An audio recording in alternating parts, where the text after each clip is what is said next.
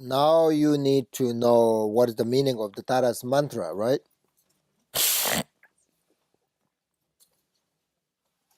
Usually, the masters say that we have all this. For example, like the meditation. When we meditate on Tara, meditation is, they say, one power, and then mantra is another power, and then the compassion and wisdom in front of you, uh,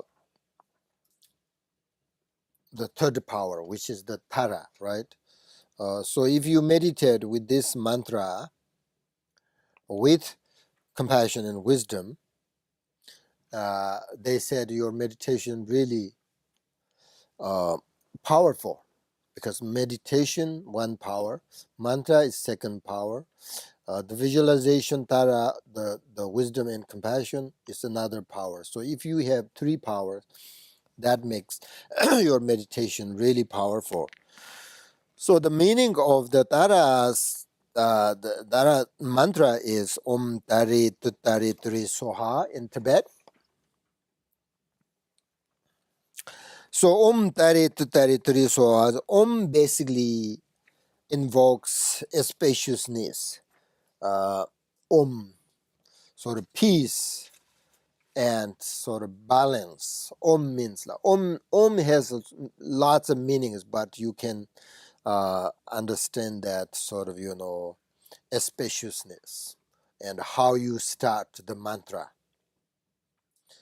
And also usually Om is represent body, speech, and mind. Of this case, like Tara's body, speech, and mind. And also, like individuals like us who practice Tara, also like, the body, speech, and mind. Om is represent that. And Tari to Tari means represents the one who liberates from suffering. Female Buddha, this case Tara, which means on who liberates from the emotional states of mind, like, we say attachment, anger, jealousy, wrong views, and ignorance. So these are called afflictions or the five poisons, right? So they are the cause of suffering. So one who liberates from this, that is the tari tutari means uh, who liberates from five poisons. The meaning of tari tutari, three. And then next to three is om tari tutari, right? And then three is actually sort of, we moved beyond both samsara and nirvana to the ultimate sort of, we call non-dual state of dharmakaya. Three means. So that is the ultimate, the essence. There is no tara or dolma other than this. Tari to tari. Three means like beyond samsara and liberation, which is the fundamental ground and the nature of everything. This means that we can sort of find a perfect tara in our own mind. Three means, because it means free from all this mental elaboration. Um, because, for example, when you meditate on that, when you are sitting and meditating and watching your mind, right? When we meditate, most time we working with our mind, right? And when you're watching your mind, all of a sudden your mind sort of settles into sort of very different space, and you feel sort of deeper kind of calm and peace, and relax, very relaxed. You are not sort of struggling with your thoughts, right? So you begin sort of just rest and very calm, kind of effortless way if you do meditate.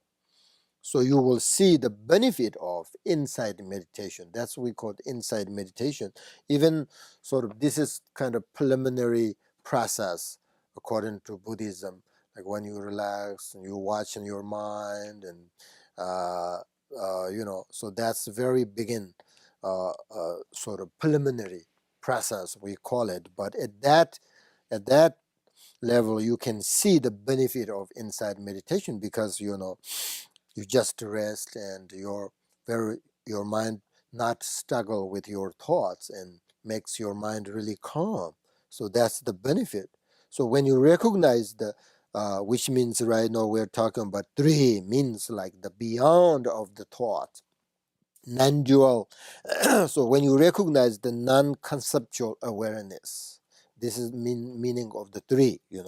It is completely free from emotions. So if you continually work with this sort of nature, you can then eventually reach enlightenment, the ultimate nature. So that's why the name Tara itself meaning is liberation.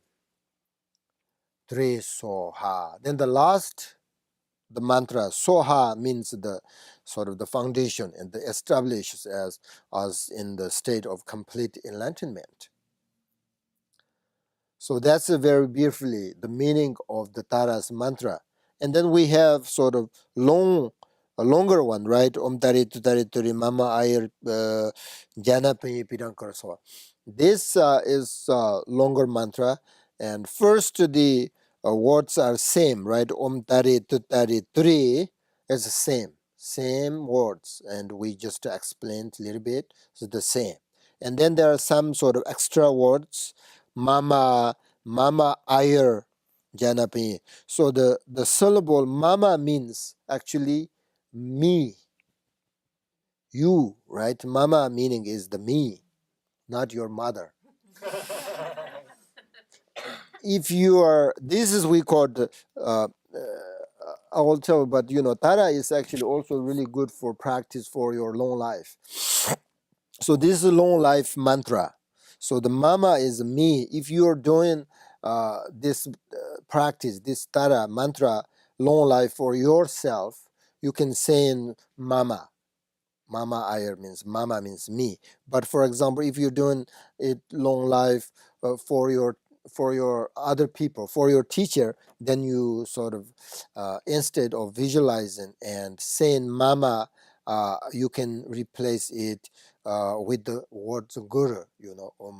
Tare tare tare guru Ayar Jana. So like that. Also, similarly, when you're doing it for someone else, long life, for your whatever husband, wife, or then you can sort of replace it with the person's name, So which mama means like you, or the subject, the object, right? The person, the individual. And then ayar means life. Mama ayar means life and energy, and also you can understand health, Pani means merit or good fortune, very good fortune. Pani. And jana means wisdom or knowledge, right? Mama ayar jana, pani jana, or pani jana. Here says jana pani pirang. Doesn't matter. Sometimes we say jana first. Sometimes we say pani first. Doesn't matter. So the pani means like fortune. Jana means like wisdom or knowledge, and then pirankar means increase and develop. So this is special kind of long life mantra, okay? So uh, the longer mantra meaning is that very very simple and very easy. And then mantra, when you recite, the recitation is usually the mantra combined with visualizations, right? So usually there are kind of two aspects to the mantra repetition, and there is what we're doing verbally, and there is what we're doing with our mind with the visualizations, right? Verbally, you can say Om Tare Tare Tare Mama Ayaranjana. You can say like verbally, nicely, right? And then also in your mind, you can visualize, right? But the visualizations actually the most powerful method, according to Vajrayana teaching. The visualization is so important because destroy the ordinary sort of negative thoughts. I just told you, right? So that's why, in Vajrayana point of view, the visualization is important because of the method that destroy our negative thought. And it's very important that each of us realize uh, um, um, the ourselves are sort of responsible for our uh, sort of negative attitude and actions. We have to take care of that. So, you know, because Buddhism doesn't believe that someone sort of created unhappiness and suffering. So unhappiness is creation of negative mind, negative thoughts. So if we diminish the negative mind, we can sort of overcome all problems. So that's the reason why we meditate, why we visualize these kind of things, deities, Sometimes, I think it's a difficult and understand this kind of practice is not uh, in your culture, right? Um, and most of you sort of not familiar, right? Do you visualize when you go to like church? Do you visualize? Do you have visualizations? Some say yes, some say no. Okay, so then this is not completely new. Then that's good. So Buddhism, we have like especially if you practice Vajrayana, there are lots of visualizations, right? But the method of visualization is just destroy your negative thoughts. Uh, so if you already done visualizations, then it's not difficult. So then it's we are pretty much same, So you visualize something. Um, um, Can I ask a question? When we take refuge at the very beginning, we're taking refuge in the Buddha, Dharma, Sangha, Tara, and her mandala. And then also at the end, it says that all phenomenal appearances become the mandala of Noble Tara. Could you talk a little bit about how you would visualize the mandala of Noble Tara? mandala is the Tara, so that's the mandala. So she just visualizing Tara as her entire mandala. Yep. So this case is just you don't have to visualize other things, the mandala or whatever. So when you visualize the Tara, that's whole thing. That's include mantra. Mandala. Mandala is just both the place and then inside the deities, all of that. But when you visualize Tara, that's the essence of her mandala. Okay, so now you understand that, and if it is a little bit difficult to practice and a little bit difficult to understand and a little bit difficult to have a devotion, respect. You have to really learn in the teachings and all this, uh, the taras, the meaning and symbolics, and because if you hesitate and think of Dharma as something, think of these teachings something unconnected, with your mind, unconnected to you. And Dharma is different than your life. Dharma is sort of outside there. Then, of course, it will not so much benefit you. So it may be sort of, according to Vajrayana, it's very useful to first understand what is the Buddha, what is the deities, right? So to understand the true nature of deities, we need to know that they're sort of usually two stages, two levels of reality in order to understand deities. Ultimate truth, of course, beyond notion of subject and object. Is that the same as this world and beyond this world? Mundane and ultra mundane? Beyond this world, there is World? nothing beyond this world. This world is relative. This world is ultimate. Are you familiar with? Oh, okay. Okay, I got it. Yeah. So, the ultimate, everything, remember, there is nothing. It's beyond concepts and it's beyond words. So this means like nobody created the ultimate truth. It's nature. Because if it had been created by someone or by something, then that would mean that it had cause and conditions, right? I mean, I'm talking about ultimate level, cause and conditions. So then it depends cause and conditions. Then it will change. If something changed, that become impermanent, and something is impermanent, then it will cause of suffering. So therefore, ultimate nature is beyond cause of conditions, and it is completely free from emotions. So if we continually sort of work with this nature, according to Buddhism, every one of us can reach enlightenment, liberation, which means become a Buddha.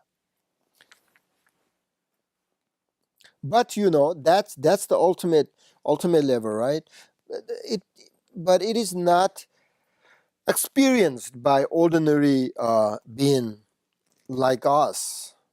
So we create all these sort of labels and named, and depends on their opposite, right? We so I always think like everything we do, it's actually nothing exists, but we created everything, like good, bad, small, big. These are not exist.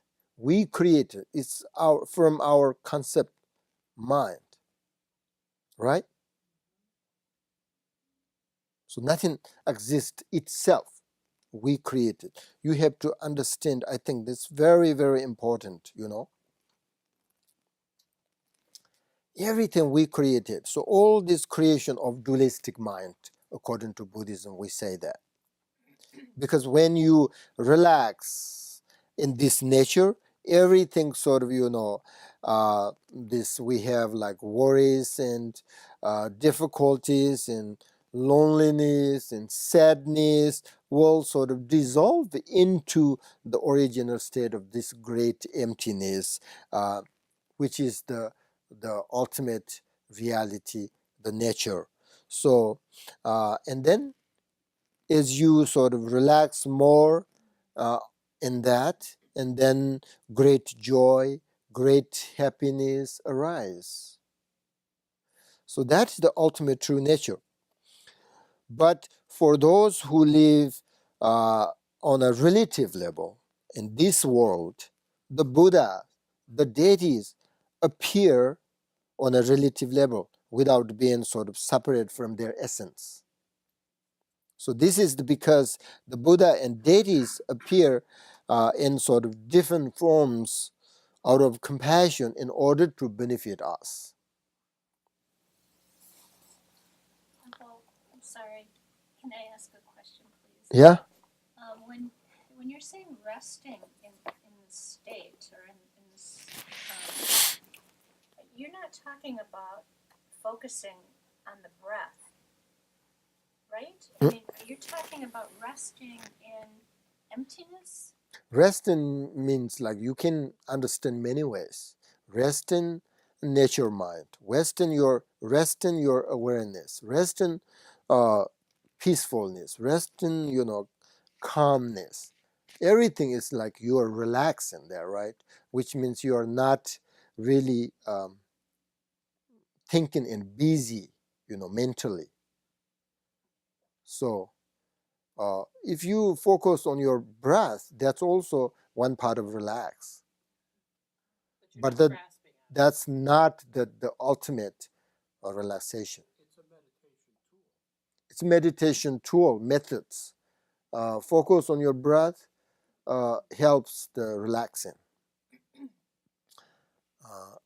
Calm your mind. That's all.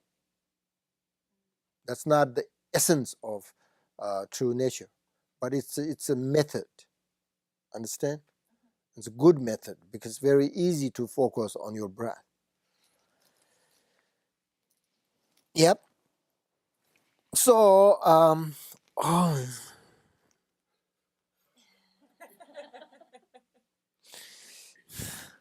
few minutes. I don't think you want listen teaching or you want practice. There's more time, isn't there? We have 45. yeah 11:45 now 11:23. So we have 15 minutes. You want teaching or you want meditate? I Huh? think you should teach. Okay. Can I ask a quick question? Yeah. The mantra. I might have missed it, but did you say what kuru or kuruye Huh? means? Kuruye, I don't think you said what that represents with it. Penyi jan penyi bidang guru. Yep, I think I did. I've got putting as increase. Yeah. So kuru is actually it's a command. So it's like an exclamation. You're saying to Tara, make it so. Yeah. Almost demanding. No, it is. It's an imperative. That's the form in the Sanskrit. It's an imperative. Make it so. Yep, make it so. Right? That's true. So now the Buddha deity, we're talking about deity. Tara is one deity, okay?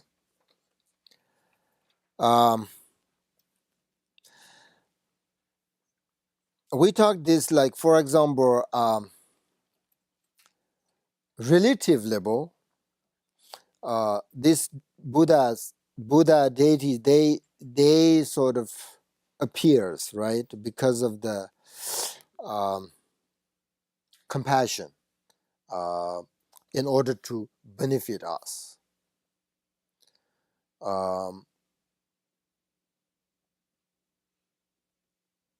It depends, actually. It depends us.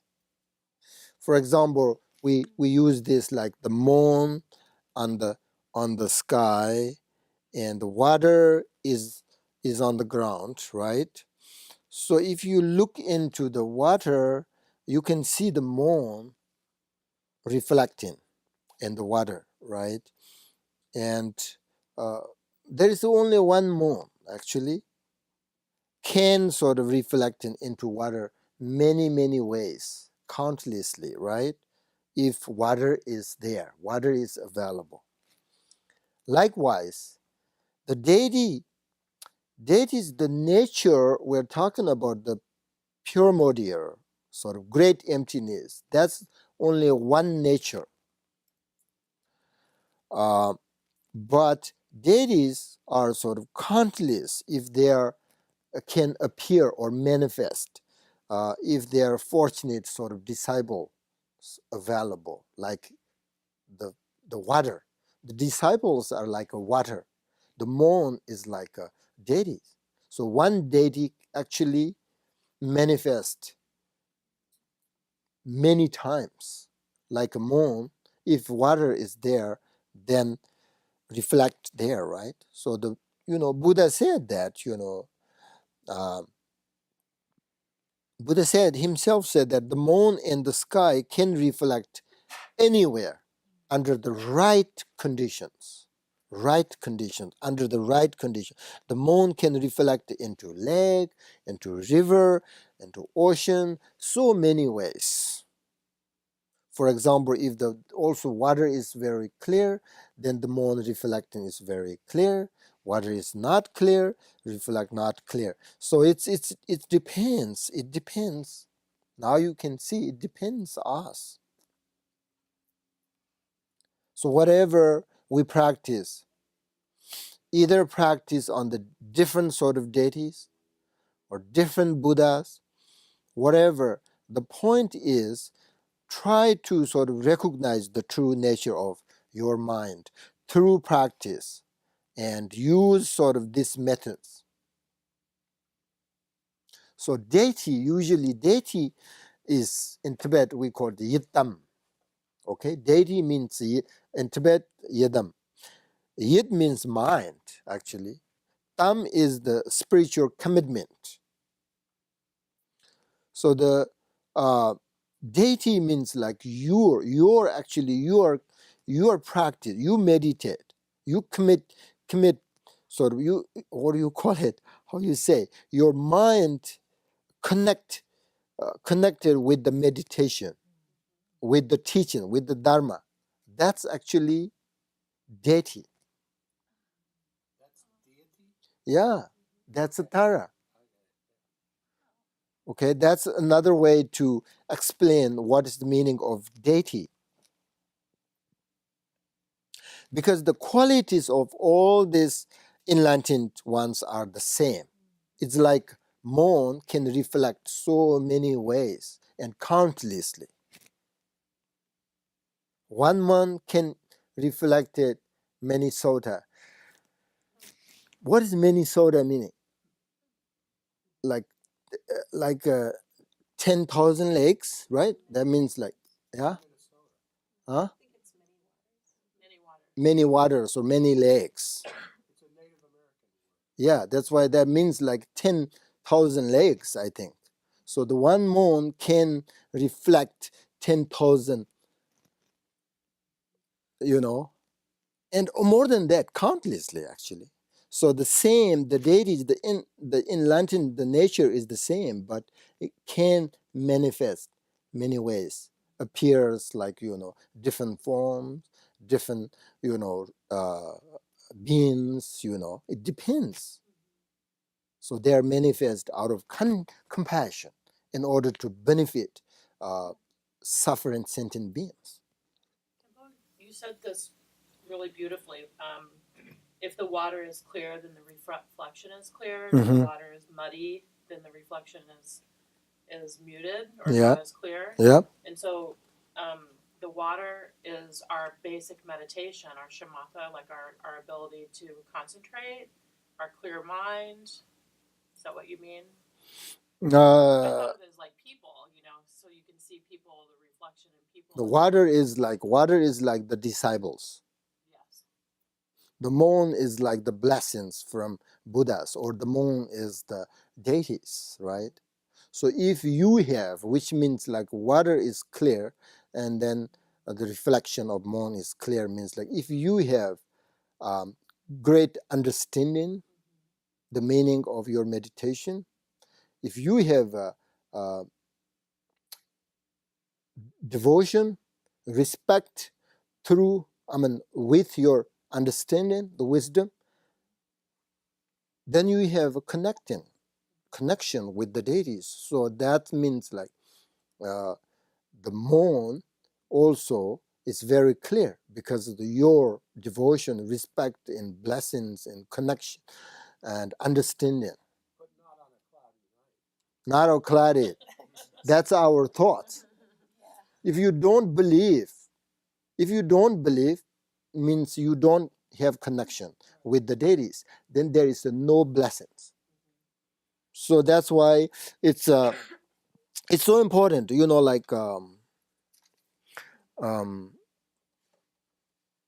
the deities, the Buddha cannot, they don't have capacity to protect us if we don't have connection.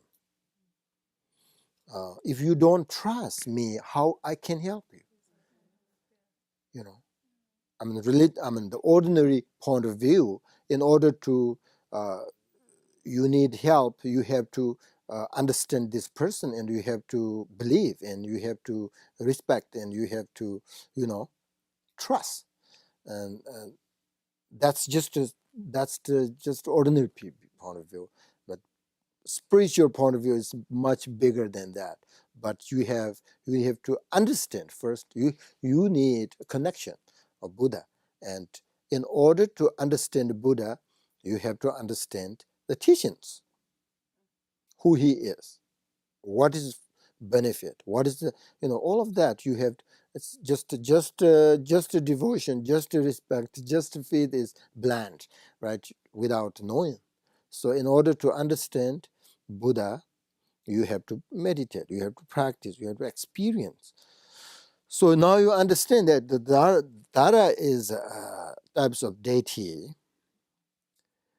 and so there are many ways they can sort of manifest. Dharma, we called three kayas: Dharmakaya, Rupakaya. Actually, we call two. Dharmaka is the nature of all everything. Dharmaka is the great emptiness of nature, state of reality. And then we have Rupakaya, which means like form body. Body, right? Three kayas means, kaya means bodies. Three kayas: Dharmakaya, Nirmanakaya, Sambhogakaya. Body, kaya means body. Body doesn't mean only sort of physical body according to Buddhism. The body is actually a collection, right? We call this body. It's a collection. Hands, head, leg, all of that we call the body. It's a collection, bunch of things. That's the same thing like Dharmaka, Sambhoga is a collection of qualities, which means compassion, wisdom, love, all of that we called body. So we have Dharmakaya is the nature, one nature we have. And then we have Rupakaya, means kaya means body, is Rupa means form body. So form body allows the Buddha to communicate with beings who are not yet Buddhas, and who need help, communicate.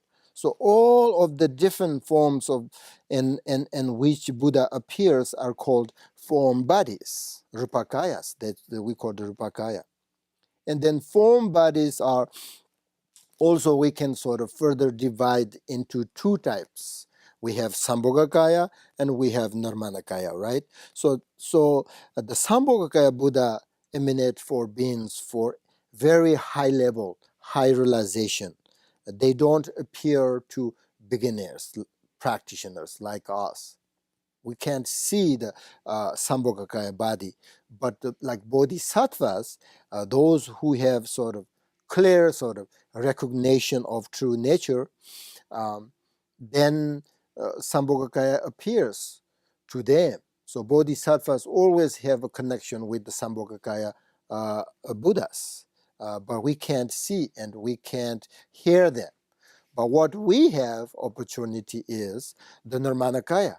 Nirmanakaya is emanation body. So kaya is body. Nirmana means like emanation, So it's like form that Buddha sort of takes when he appears in our world, like Tara, for example, like Shakyamuni Buddha appeared as a sort of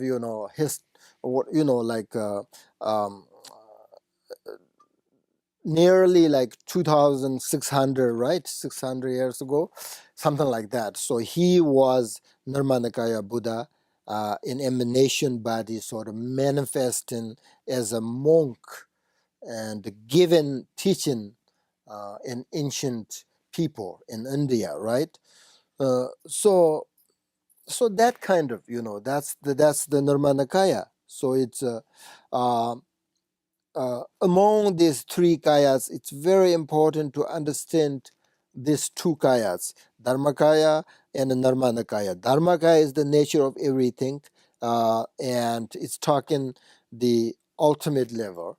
And then Nirmanakaya is manifestation of the Dharmakaya, and it's talking about the relative level. So in order to recognize the ultimate level, you have to sort of rely on the Nirmanakaya, which is the deities, which is the Buddha, right? So, so the relative point of view, Nirmakaya um, shows sort of different ways.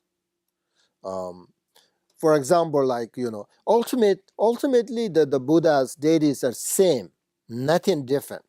Even though ultimately you and me and all Buddha same, there's nothing different.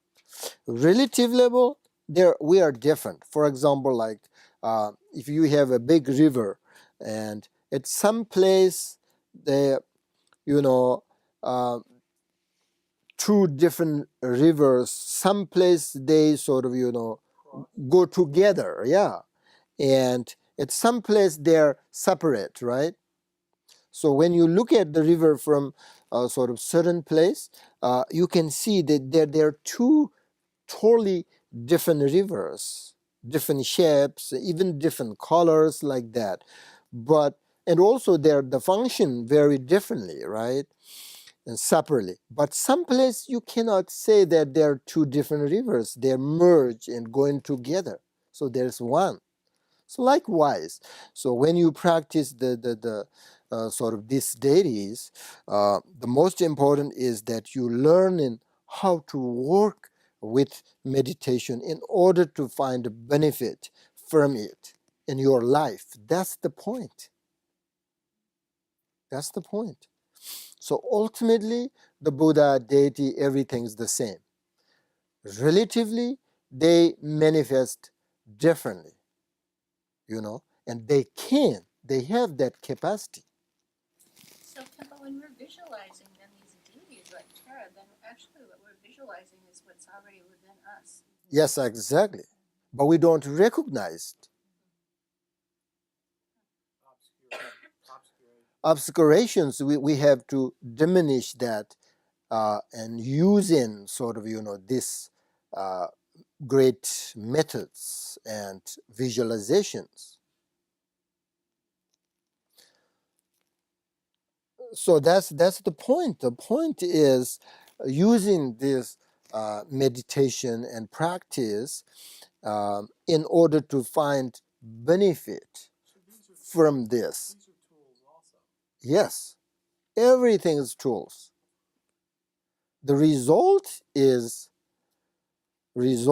of your practice is the nature, the combination, which we call the combination, great emptiness and uh, uh, uh, the wisdom. Emptiness includes compassion, love, and everything. It has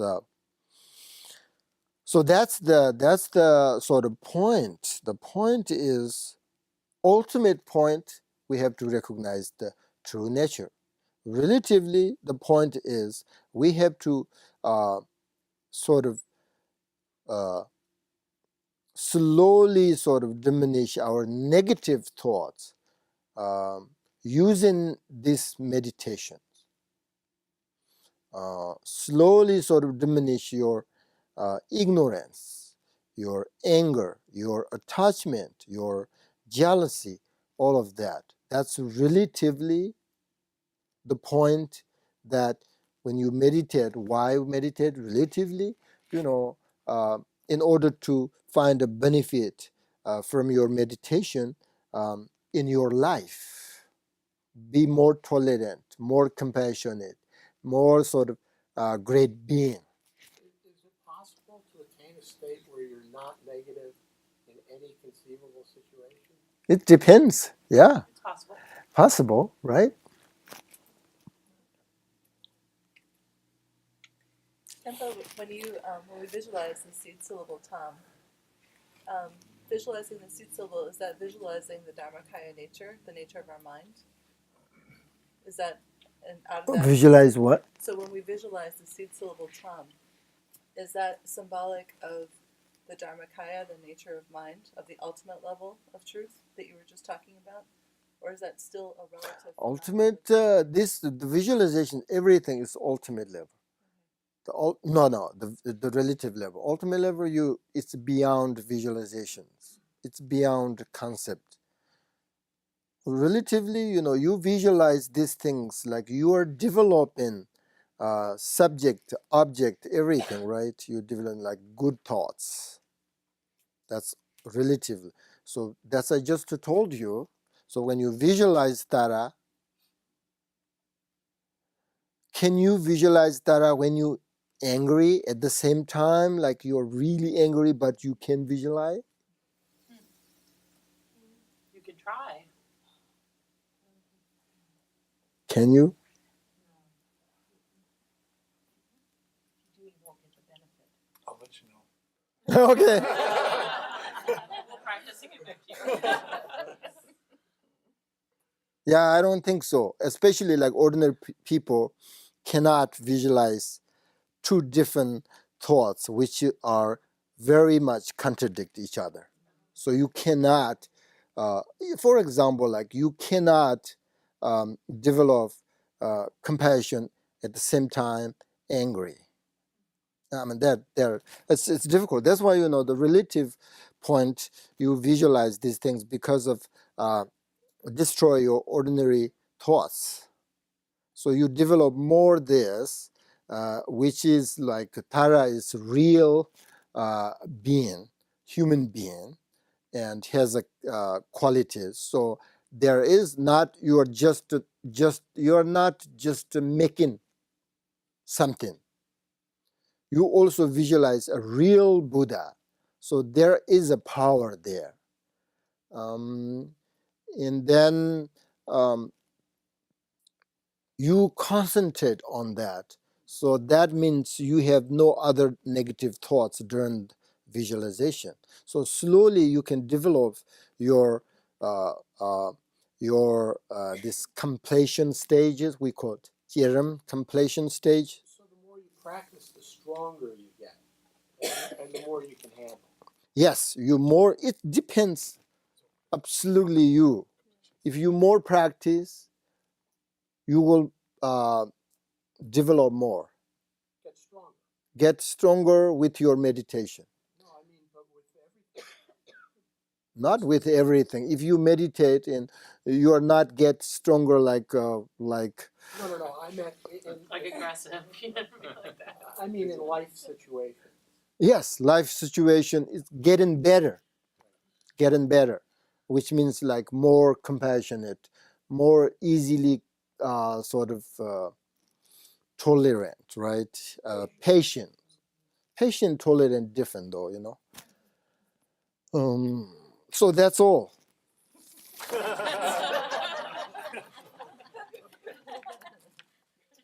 Uh-oh. So now the closing prayers and then have lunch. Thank you. Sounds good.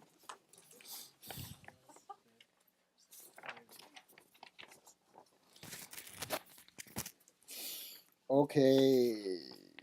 Closing prayers. May I attain in each and every life the sublime virtues of existence and peace. May I pursue the fatherless mindset of altruism, working for the welfare of others on a vast scale. Through this very merit of mine, may every single sentient being eliminate all forms of negativity and practice virtue forevermore. May Supreme Precious Bodhicitta take birth where it has not arisen, where it has arisen, may it never win, but continue to grow forevermore. May I in all my lives, no matter where I'm born, obtain the seven qualities of the pure realms of existence. May I meet the Dharma immediately after taking birth and have the freedom of the. May I praise the sublime gurus and day and night dedicate myself to the Dharma by realizing the Dharma and practicing its innermost essence.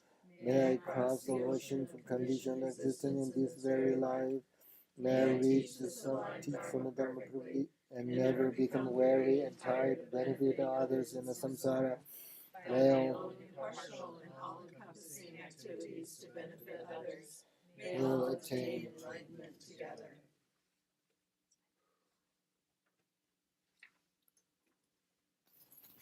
Thank you.